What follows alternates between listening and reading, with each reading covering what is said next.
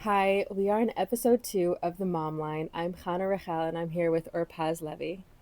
And today's topic is speaking with your babies, with your kids. So I actually ran into Urpaz at the supermarket with my little baby, and you started telling me about how important it is to speak to my baby. And I was like, really, I was like, what? Like, why? I think I've gone into a pattern of completely like back before I spoke with you about this, where I would just have my baby tagging along everywhere I went, but like it's not something that I would think about speaking to her, because I think when you speak about speaking to babies, it kind of takes me to a place of like speaking to Hashem.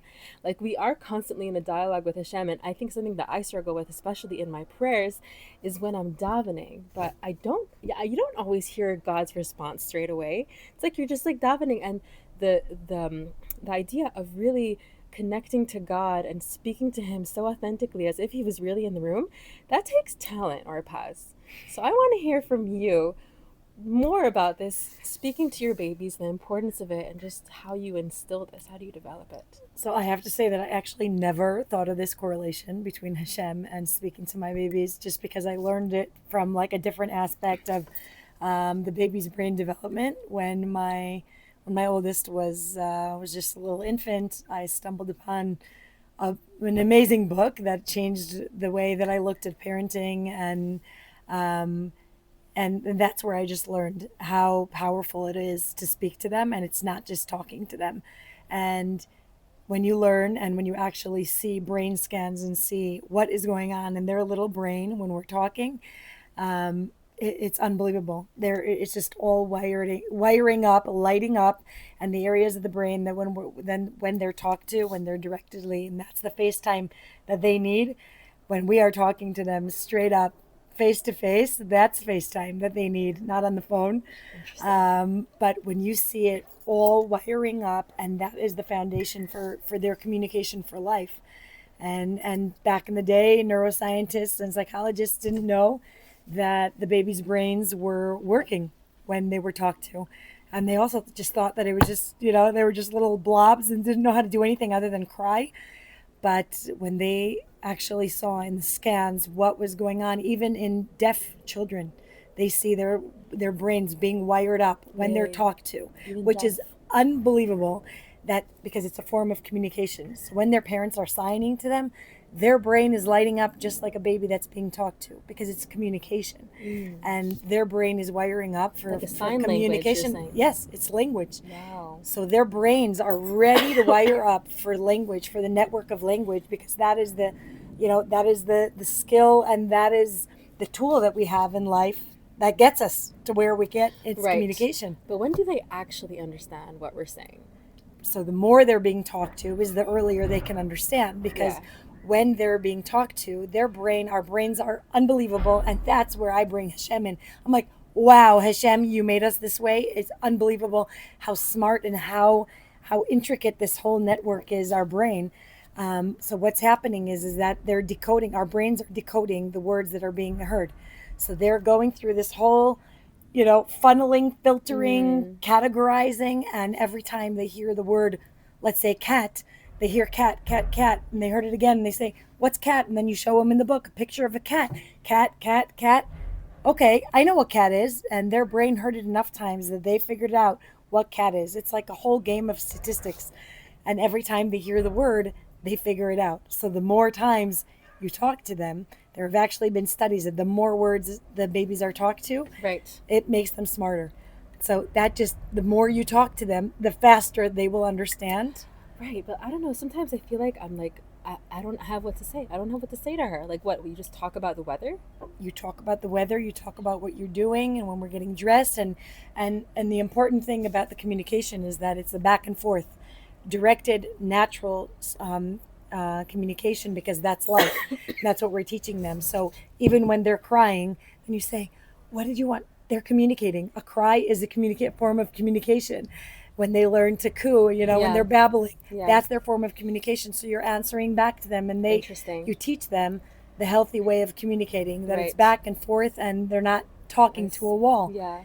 But you talk to them about you're getting dressed and what we're eating. What would you like to eat today? So actually, it's really funny that you're saying this. Now that it rings a bell of a book, The Baby Whisperer, that I read, and she actually has a really interesting part of the book that she took an experiment of adults, and she just like she made them lie down on the floor, and then she like lifted their legs and threw them back down, and she was comparing it to when you're changing your baby's diaper. She was saying that you have to explain to your baby, like, now I'm gonna lay you down. I'm gonna lift your feet up. We're gonna change your diaper. So when you explain it to them, it's also a form of like respect. It's not just like throwing them around and being like, okay, here, flopping you over, just throwing you here and Right. there. Like, it does give the baby a sense of respect in a way. Yeah. I the important part is also like form of a security, that they have security, that everything that goes throughout the day, it's not just I'm being picked up, now I'm being put down, now my diaper's being opened, but talking through it is such a sense of security and warmth and love that the mom gives them throughout every single thing that we're doing. So instead of just going through the day, then you narrate what we're doing. We're moving on to we're making dinner, we're talking about it, we talk about our feelings. Oh, are you sad right now? Are you tired right now? You are legitimizing feelings. You're teaching them what a feeling is. You're teaching them why Interesting. they're crying, why they're feeling what they're feeling. And it gives them words that Right. when they're older and they become toddlers after the age of 1, they should be forming words already. Mm-hmm. So my babies, but thank God, we're doing that at the right time and developing at the right stages for language, because I was talking to them all the time. And when they hit 1, all of a sudden their words are coming out, and you see it. That's the fruits Wow. of your labor, that you Wow. see them and they have a word because they heard it. They have a word for their feeling, they have a word for what they want. Okay. And then that just lowers their frustration, and it just lowers all the rates of the tantrums going into toddlerhood. Right. Potty training is Right. easier because they're able to communicate their feelings and what they want and what they need. I actually heard about tantrums, that the reason that kids have tantrums is just because they don't know how to deal with these emotions. They don't know what these emotions are. Right? It's also their emotions, and they also don't know how to communicate their needs. Right. If they're hungry and they don't know how to say that they're hungry, then they're Right. helpless. Right. So we're giving Right. them this It's a communication tool. tool. It's a Yeah, tool. So just like sing to them, speak to them all day. it's singing, it's talking, but talking is definitely the back and forth. Talking is much more than singing. Reading and Right. singing is important, but the talking is natural Right. talking. And the important thing is also is to speak in proper grammar, Interesting. that you're not supposed to speak in their baby talk. Like if they change a word, like if they say baba and they're trying to say bottle, then you don't pick up their word and say, oh, you want your baba? No, you're supposed to tell them the correct Right. word Right. for the item, so their brain is actually learning that this is a bottle and the correct form of hearing it, Right. because their brain is really learning it, really Yeah. wiring up for it. Right. Yeah.